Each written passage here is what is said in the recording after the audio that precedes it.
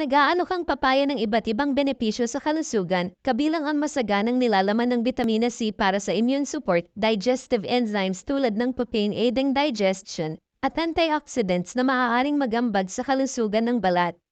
Bukod pa rito, naglalaman ito ng folate, fiber, at bitamina A na nagtataguyod ng pangkalahatang kagalingan.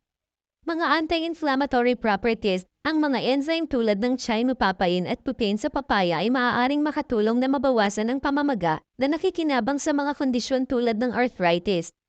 Pinahusay na pantunaw, nakakatulong ang papain sa pagsira ng mga protina, pagsuporta sa panulaw at potensyal na pagpapagaan ng mga isyu sa pagtunaw.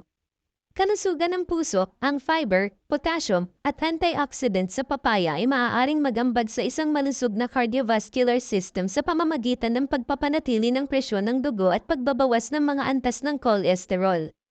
Kalusugan ng mata, ang beta-carotene sa papaya ay na-convert sa vitamina A na nagpo-promote ng magandang paningin at binabawasan ang panganib ng macular degeneration na nauugnay sa edad.